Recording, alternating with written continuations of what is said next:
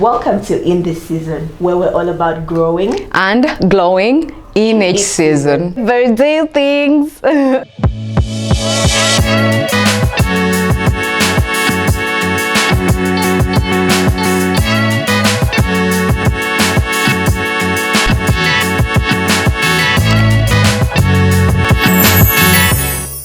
Hi, I'm Zerida. Most of you know me as Epicurious Diaries. Hi guys, my name is Priscilla. Most of you know me as Elatam Priscilla. So we chose this topic because it's something that a lot of unpartnered people, especially women, have weighing heavily on their hearts. So in this episode, we're going to be exploring what it means to be unpartnered and how the concept of love evolves through that season. Yeah, So that's very Priscilla, true. Would you say you still believe in love? Yeah, I do definitely believe in love, and I think that I'm a sucker for love. I mean, love makes the world go round, and I think I enjoy hearing stories of love, seeing people in love, and yeah, I do believe in love despite all the drama. And would you say that concept has evolved over time, especially through your unpartnered season? Yeah, definitely. I think that the way I view and understand love now as a 34-year-old, turning 35, oh my God, I'm old, person has changed greatly over the years. When I was like probably 24, 25 and on campus. So definitely my idea and understanding of what love is has evolved away from the romanticized Disney World, Mills and Bones idea of what love looks like to a very grounding, very steadfast and very mature idea and understanding. And very sober idea of love. Yeah, so for me, some of the things that I consider now as love, I would never have thought of as love then. Yeah, that makes a lot of sense though, because I remember when I used to think love was grand gesture. Exactly. And, being surprised and waking up in Paris and in Venice and receiving all these things. And now I think that my idea of love as a 32-year-old woman is the 1 Corinthians love. Ooh, love is Surprising. kind, love is patient, love is long suffering, it harbors, forgives harbors no evil and stuff like that. I think that's how I would define love now. So it's nothing to do with grand gestures. It's more to do with, is my partner there for me? Are we friends? Do we get along in everyday life? Yeah, I think because as you go through life, you experience so much of the grand gestures, the gifts, and then as you get older, you can now afford those things for yourself. The novelty is removed from the equation, and now you're seeing the people for who they truly are, minus all those things they're doing. So I think also being able to afford a certain lifestyle for yourself helps you to understand what true love is. I don't know. Yeah. So do you think that kind of perception is a privilege that not every woman can? Yeah. Oh my God. Yeah. I've never thought about it like that, but it is actually a privilege, because I think that there was a time in my life where if I'd gotten married, I would have gotten married for the wrong reasons and not for love, and now that I'm in a place where I am more privileged than I was then, I have the luxury of choosing a partner not based on what they can give me, but based on how they make me feel, what I can do with them, what the future looks like. I'm more sober, as you said, more grounded, and I can now think, like, is he kind? Is he thoughtful? Does he think of me as a person, not just as, an organ to be used or something like that? So, that it is a privilege. Because in the past, I have dated some people who were able to dish these things out, but they were not nice people. Just being able to separate yourself from the things, all the nice things that you're being given, and being able to recognize that I'm not going to be happy with this person. We can't just sit, electricity has gone off and we're there in the house and we're just having a good time.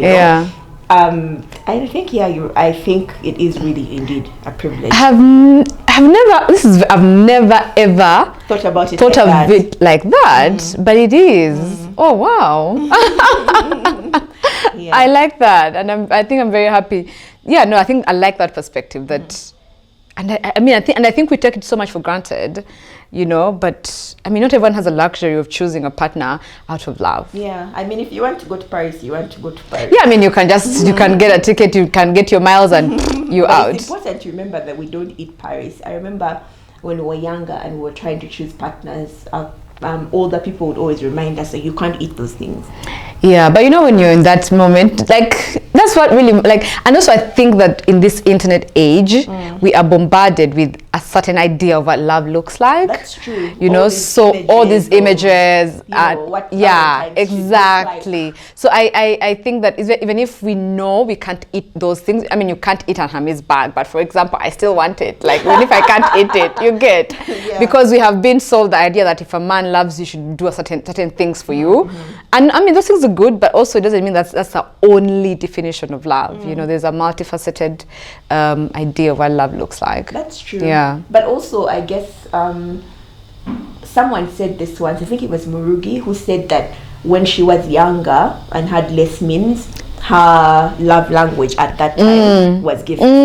But as you've gotten older and are able to afford all of these things, your love language has evolved from gifts to other things, more acts of service. Yeah, like, you know, it feels so nice when a guy or your partner says, oh, let me drop you, or let me pick you. Like, I hate driving. Like, I drive, but like, you know, like, I get it. Yeah, like, it really feels nice when your partner says, you know what, I know you hate navigating this, let me do it for you. You know, and I mean, so like, you can't afford an Uber, but the fact that he has gone out of his way to do it, you know, and in the past me would have been like, yeah, that's so normal. But now the me now been thinking that's what he's supposed to do. Yeah. You know what?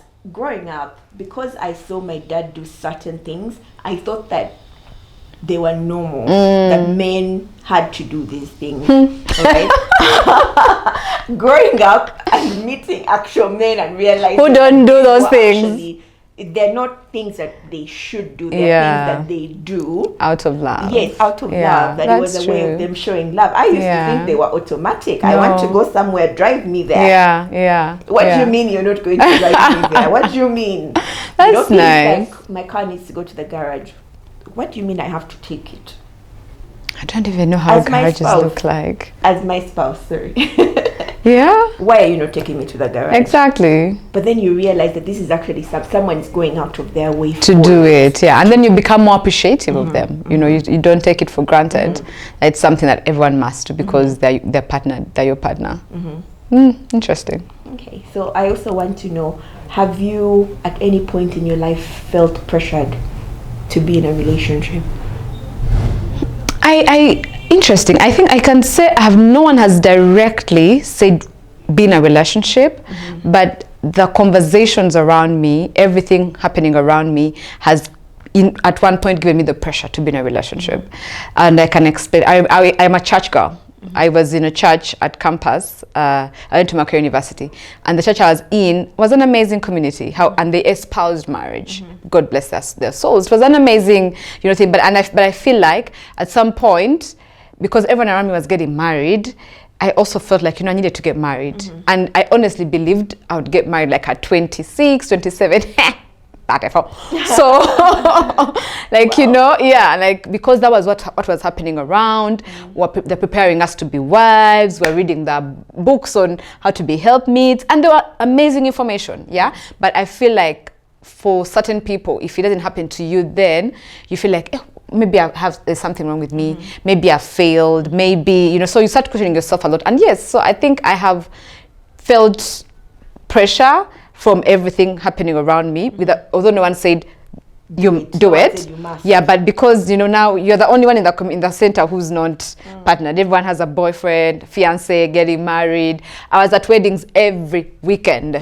Every weekend, and first it becomes fun, but then when now people in your circle are falling off, are getting married, you're like, oops, what's wrong with me? Then when you become a prayer point in the cell, it becomes a whole different issue, because then you go and everyone around in the cell is married or and then they're like, your prayer request, and then you're like, oh yeah, for my career to travel the world, and then someone else said, yeah, also to get a partner. You're like, oh, okay. So in a way you feel like I need to do this as soon as possible and tick the box and move on. did it ever get to a point where the people in your life were then trying to throw every single male at you? Yes and no. I think for me, there was this amazing guy who everyone thought we would make a good couple because he was available, he was a God-fearing man, a loving man. But honestly, I never felt it the same. I never liked him that way, you know. And trust me, I prayed for love to grow. I watched that movie, Love Comes Softly. I believed it. It did. Yeah, I can imagine what that's like. I happened to grow up in a faith community as well. I grew up in church, and like you said, it was the obvious thing to do. After school, you marry. So in that church community that I grew up in, we were actually not allowed to date. Oh wow. Right? You were supposed to court, like date with the intention to marry. Exactly. And I think that the time you were given was like 6 months. Yeah. It was frowned upon if you dated for long. Because you'd get sexually impure. Yeah, you'd get you know, sexual temptations. You know what I mean? Yeah. And so it was the obvious thing. So when you start nearing the end of university, now you're looking around. Of course. You know? And of course the men are doing the same thing. They're also looking around. Who's eligible? Who's eligible. So it happened for me like really, really quickly. Yeah. I did feel the pressure 100%. In my last year of uni, I was just like, I knew it was time. Yeah. And so I made the mistake of saying yes to the first person that asked. Yeah. Don't do that, friends. Don't do it. Recipe for disaster. It's so important, like Priscilla said, to listen to your heart. Yeah. You know. If it's not the one, you know. Right? And you were fortunate actually that even though it might not have looked like that at that time, you were fortunate that you listened to your heart that said the love that person wasn't there. No, amazing though they were, because now I did the opposite. I knew, I believed in my heart of hearts that it could grow. Why do we believe that? Why? I don't know. Honestly, why do we believe? And and we're not the only girls who believe that. I know so many people who believe that love for women grows. I've had that so many times. People will tell you that as a woman, if this man treats you well and does all these things, you can learn to love him. You know, he can do all those things and you fail. Yeah. You can absolutely fail to love that person. Yeah. And more than that, if now, you know how there's a scripture that says love covers over a multitude of sins. Yeah. If that love is not there to begin with, you're going to be sitting there and saying, but why is he breathing loudly? Exactly, like every small thing will irritate you. Every little thing. Now, but imagine what happens when the big things come. The big things did come. But now, if that love is not there to begin with, disaster, you don't stand a chance. Oh my God.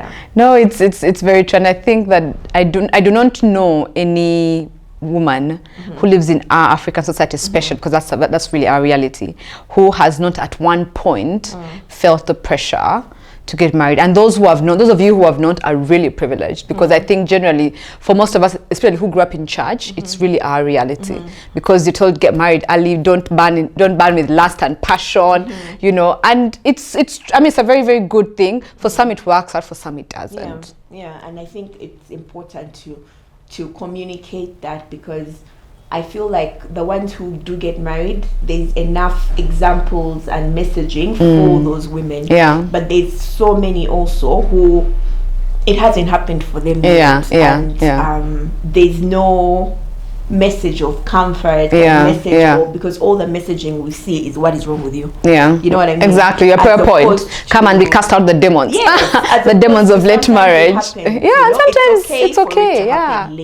It's perfectly okay definitely. Which brings me to being unpartnered. It's not a bad thing at all. I was going to say it's not the worst thing, but I realize it's actually not a bad thing at all, because in the time that I've been unpartnered as an adult, 30 plus, I have really gotten to spend time on my own, know what I'm about. I don't need to answer to anyone. Zerida at 32 and Zerida at 26. And so I prefer Zerida at 32. It gets better with age, like wine, yeah? Daring to do things that I never would have done definitely. And now I'm thinking, if I was married and pregnant with 3 children, there's so many things I'm doing now, or I've been able to do now, in the direction that I'm moving now, that I wouldn't have been able to do at that time. Right? So it's just, given me that space to grow into myself, to heal certain things that I needed to heal, because I know for a fact that I am a much better quality partner now than then, than I was 5 years ago. That's true. What I mean? Even before, because the most important relationship that you have is yourself. The one with yourself. That's very true. You start there, and then you become a mom or a sister. All these things are just additions. The most important relationship. If you hate yourself, there's no way. Definitely. Love in your friendships. You'll be a troll on the internet. And a walking, what is it? Target. You're always being triggered by this. By that. That's what the internet shows. That's true. That's true. No, I hear you. I feel like for myself too, being unpartnered for the longest time has been a blessing. Honestly, and I keep saying this, that when I called off my engagement in many years ago, 5-6 years ago, I will always say it has been the second to best thing I've ever done for myself, after knowing Christ and going to therapy, because I feel like it changed me. It opened me up to the fact that, one, I saw some of the things before, and I decided to go ahead because I was on the cusp of 30 and I was feeling the pressure of turning 30 and unmarried, so it really opened me, God opened my heart up and said, this is your heart, these are your intentions. And I felt like it was a chance for me to deal with all my stuff, my insecurities, my fears, and after that I feel like the Priscilla now, those who knew me then, I don't think can even recognize me now, because I have blossomed into an amazing version of myself. I really feel like I'm living my best life now than then. And not because I'm in a better place career-wise and all those things, but even just as a person, I feel like I'm calm, I'm whole, I'm at peace, which wasn't the case, really, at that time. Beautiful. So I feel like, as you've said, that time being unpartnered is not necessarily a bad thing. It's a matter of, for me, it's a matter of perspective. It's a matter of perspective and a matter of who you surround yourself with. Because if you are unpartnered and you're surrounding yourself with married people who are trying to hook you up all the time, trying to remind you of the fact that you're a missing piece, of course, you will not evolve and grow and step out into the things that you want to step into. But if you're around women or married couples or other unpartnered people who support the space in which you are in, remind you that you're amazing, that you're not missing anything, you're on a journey, then you will blossom. Yeah. That makes sense. Actually, I feel like that is an important point, because if you do surround yourself with married people, that's when you feel, Yeah, and I mean, you can still have married friends, but I feel like for many people who get married, they immediately then try to start hooking those around them who are not married. I don't know why. I think that this thing is come join us. And I get it, the enthusiasm, but I feel like sometimes it can be a little bit too much for those of us who are on this other side. Love and being loved is a natural, innate need. That's just how God made us. So don't get us wrong. We're not saying that should be your forever. Exactly. It's just a season like any other. And the only way to there's nothing wrong with enjoying it. Exactly. And and I think that the reason why we are having these conversations is to demystify the idea that how do they call it? We are consoling ourselves. Yes. Many times people say, oh, Mwabali is single, you're just consoling yourselves because this is a season in which you are. It's not consolation. It's the fact that you can bloom and you must bloom anywhere, because life is lived in seasons, and even if your forever is to be single and that's what, probably you want, it does not mean that on your deathbed you will have missed out. You can still live a fulfilled life irrespective of your relationship status. Life it is not one. Exactly. There's no one way, Everyone has a different journey. We're all on different journeys. We know what's in our hearts. You know what's in yours. Exactly. So whatever it is you want for yourself, it is perfectly okay. Yeah. So I wanted to ask what strategies, you've mentioned some of them, but are there other strategies that have helped you through your unpartnered season? Interesting. I think for me, one has been realizing it's a season, acknowledging the fact that at first, let me be honest, at first, we're both creatives on the internet and we share our lives publicly. At first, I was not ashamed.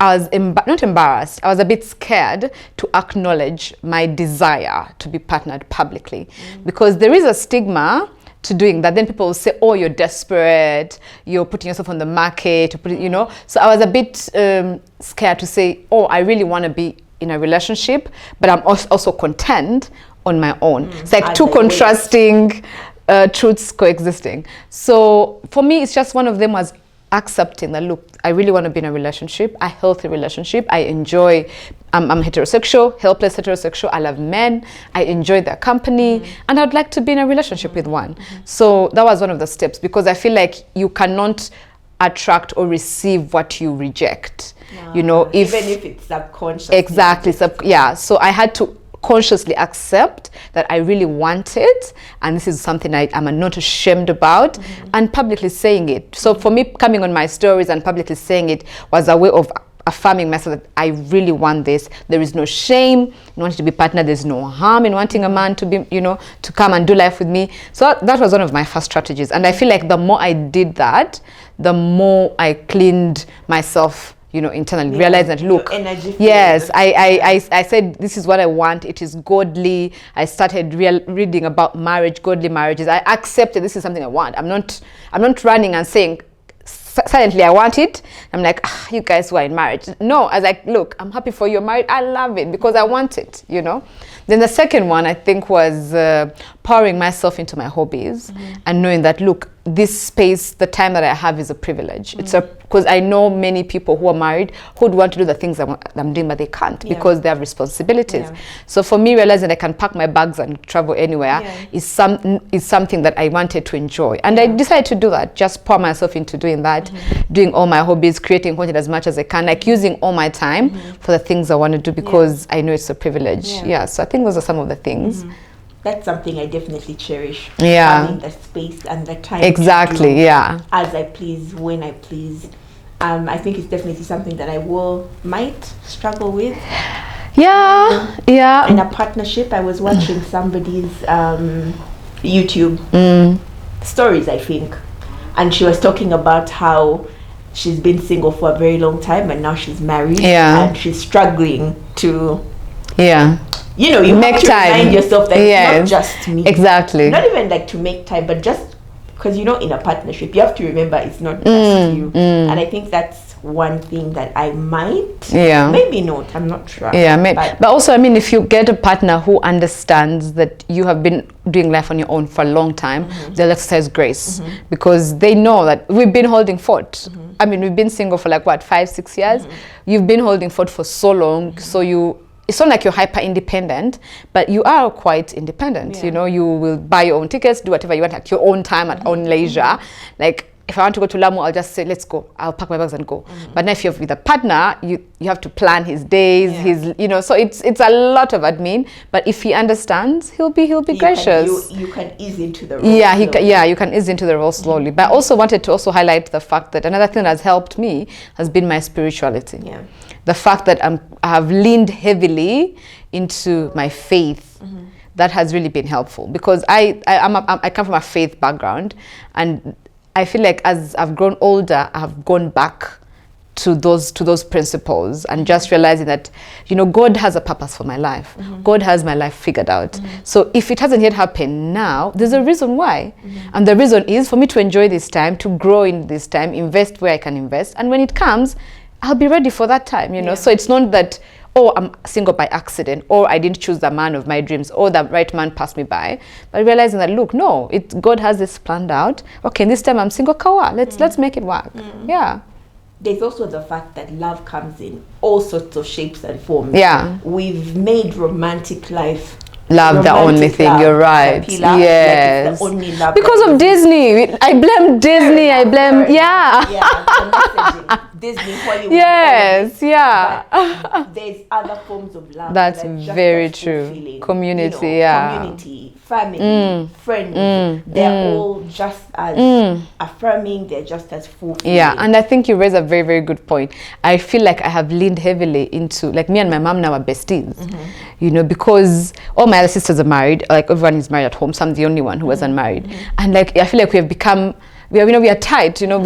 I call her and check on her, and we talk for endless hours because I have the luxury of time. My other siblings don't have that time, you know. So you're very right. You're very, very right. Yeah. Leaning into, so for me, that's been a thing. So I never feel like I am at a loss. No. Because I'm not married, or because I am not. You know what I mean? Yeah. Because I am surrounded by love. Exactly. And you know, you nurture them. You intentionally nurture them. Like, and I also I feel like I've become bolder at reaching out to people on the internet. Yeah. Like, I've made friends on Instagram. We meet for coffee. So you don't feel like you are alone. Yeah. So your life does not end. No. It absolutely does not. Let's throw that myth in the bin. Yeah, and I think that's a myth from patriarchy, to make women feel like they are less than, living a less than life, because then the idea is a man must come by your side to add value to you and make your quality of life better. That's really patriarchy, because if a man does come, well and good, he will add value, but even if he doesn't come, you're still as valuable and you're still living as a best and quality life as possible. That's true. Talking about the patriarchy, but at some point I was engaging with a man who tried to pick my mind about on the Instagram streets. He was trying to pick my mind about the new movement of women embracing their unpartnered years and being okay with it. And he brought up a term that I found very interesting, nache wombekede. Right? I mean, what I understood it to be is a woman who doesn't need a man. And he was saying, when I was telling him, but it's okay for a woman not to have a man. And he's like, but they're getting older. He didn't put me. He didn't put me. But he was like, but they're getting older. What are they going to do when they're 50? I'm like, but some people choose not to go down that road. Waiting, others are, you know what I mean? And he was like, no, but their friends are going to get old, their friends are going to get married, then and he was so pressed. He was so pressed. And I feel like he was communicating the sentiments of a lot of men. Yes. That's true. Patriarchal men. Feeling threatened by the fact that they can't dangle that one over your head, over women's head anymore. It was very, very interesting. As we wrap up, what advice would you give to a woman who's out there watching this episode and wondering when their time will come? Wow. I think I would like to send them love and grace.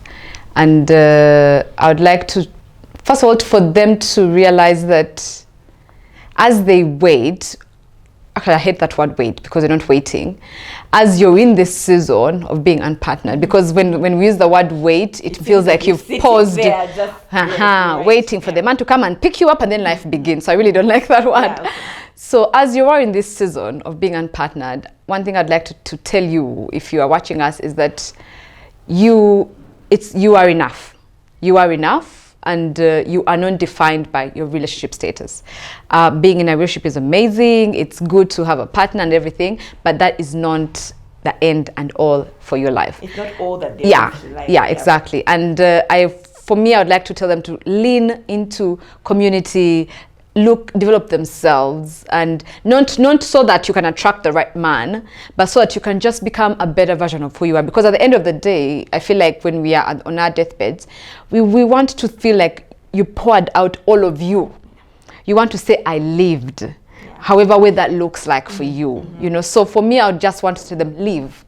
Don't pause your life. Don't wait. live, however way that looks like for you. If it is building your dream house, if it is going for your dream career, if it is traveling the nation, starting a new hobby, like do whatever it is that you feel like doing, live. Because then your partner will find you on the journey of living, and they'll continue living with you.